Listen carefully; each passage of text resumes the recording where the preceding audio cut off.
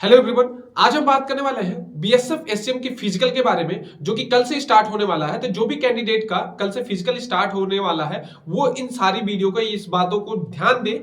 Physical पे जाने से पहले क्या क्या बातों का ध्यान देना है फिजिकल में जाने से पहले, कि सेंटर पे क्या क्या डॉक्यूमेंट लेके जाना है, क्या क्या डॉक्यूमेंट रिक्वायर्ड होगा, फिजिकल में क्या क्या होने वाला है, हाइट और रनिंग क्या मांगा गया है, किन बातों का ध्यान रखें। इन सारी बातों को हम एक एक करके डिटेल में समझेंगे इस वीडियो में। तो जो भी कैंडिडेट अभी इस वीडियो को देख रहे हैं, बने रहेंगे आखिरी तक और इस चैनल को सब्सक्राइब कर लेंगे ऐसे ही वीडियो और इंफॉर्मेशन के लिए। सबसे पहले अगर बात करें तो सेंटर पे कब जाना है, देखिए जो सेंटर पे जाने का टाइमिंग है, वो सेंटर पे जाने का टाइमिंग क्या है। तो सेंटर पे जाने की आपकी जो टाइमिंग है वो है 6 बजे।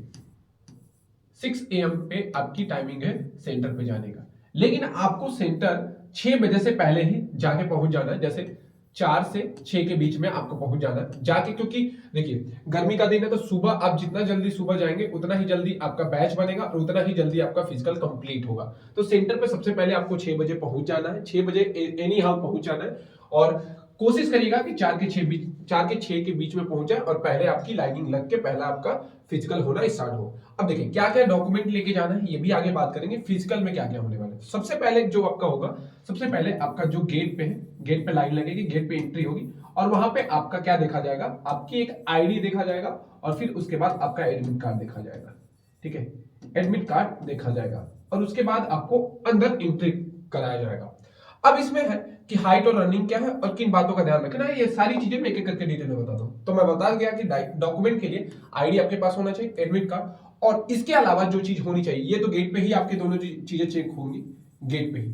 ठीक है, अगर ये दोनों चीजें आपकी सेम नहीं है, अगर जिनसे गलतियां हो गई है, आपका नाम, डेट ऑफ बर्थ, ये सारी चीजें सेम नहीं है, तो 10th और 12th का आप सर्टिफिकेट या मार्कशीट भी लेके जाएंगे।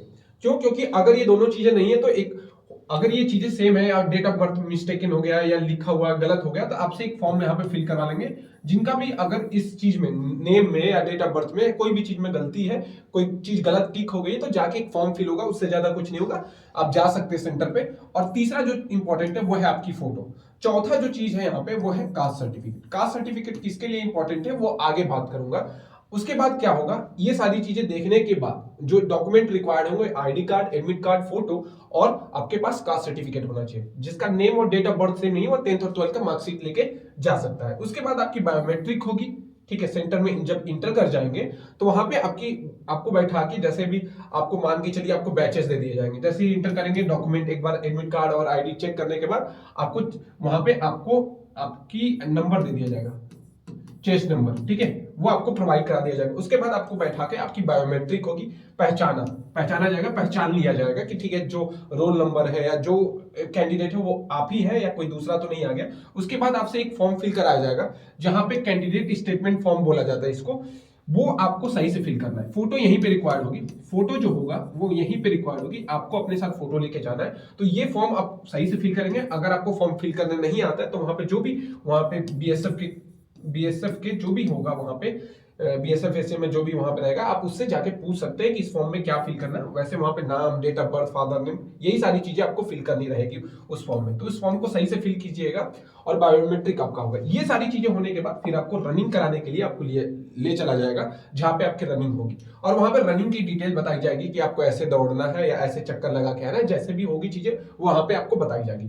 अब मेल के लिए जो रनिंग है 1.66 किलोमीटर की रनिंग होती है, जो कि 6.5 मिनट में आपको कंप्लीट करनी है, जो भी मेल कैंडिडेट है। फीमेल कैंडिडेट 800 मीटर की रनिंग होगी, 4 मिनट 40 सेकेंड आपको रनिंग के लिए दिया जाएगा। याद रखिए, इससे ज्यादा अगर लेंगे तो आपको हटा दिया जाएगा। तो मेल और फीमेल कैंडिडेट की रनिंग इतनी रखी जाएगी। रनिंग का डिटेल बताने के बाद जैसे ही आपकी चीजें हो जाएंगी, उसके बाद रनिंग कंप्लीट करने के बाद एक आपको टोकन मिलेगा।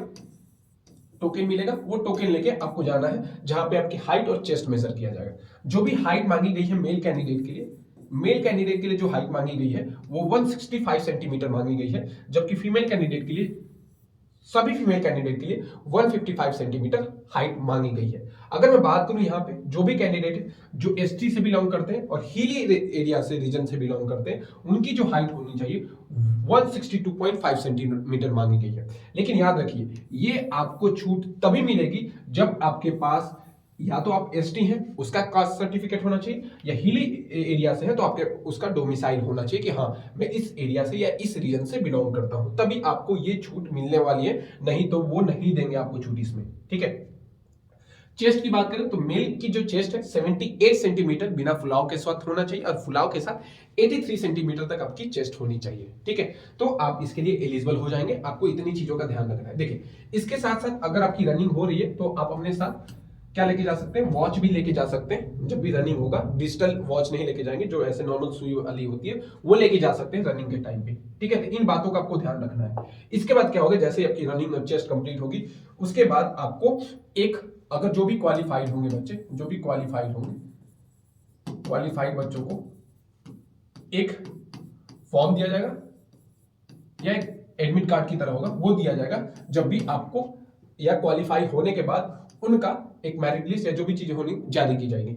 लेकिन आपको याद क्या रखना है, जिनसे भी फॉर्म फिलअप में जो भी गलतियां हो गई हैं, वो मान के चलिए जो ओबीसी नहीं है ओबीसी डाल दिया, या ओबीसी टिक हो गया, या कोई और गलतियां हैं, तो जाएंगे तो वहां से बस आपको एक फॉर्म फिल कराएंगे सेंटर पे, आपसे एक फॉर्म फिलअप कराएंगे, फिर उसके बाद आपको रनिंग में दौड़ने देंगे, क्योंकि वो मिस्टेकन हुआ है तो वहां पे दिक्कत नहीं करेंगे। ठीक है, आगे चीजों के लिए आप उस चीजों का ध्यान रखेंगे। उसके बाद याद रखेंगे सेंटर पे जाने से पहले, जैसे ही सेंटर पर जाएंगे आपका आईडी और एडमिट कार्ड चेक होगा, फिर उसके बाद आपकी दौड़ होगी, फिर उसकी हाइट मेजरमेंट और ये सारी चीजें आपकी होने वाली है। इन सारी बातों का ध्यान रखें, और साथ में आप वाटर बॉटल लेके जाए, वाटर बॉटल या पानी लेके जाए अपने साथ, क्योंकि गर्मी का दिन है तो पानी लेके जाए, वहां पे पानी रहेगा या नहीं रहेगा।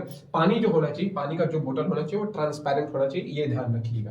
तो ये सारी चीजें आप ध्यान रखते हुए वहां पे जाएं, और जिनके पास कास्ट सर्टिफिकेट है, जो एसटी या हिली एरिया से बिलोंग करते हैं, वो अपना कास्ट सर्टिफिकेट लेके जा सकते हैं, और किसी कैंडिडेट को या कास्ट वाले को कास्ट सर्टिफिकेट की जरूरत नहीं पड़ेगी। तो इन बातों का ध्यान रखिए और इस चैनल को सब्सक्राइब कर लीजिए ऐसे ही इंफॉर्मेशन और वीडियो के लिए। Thank you.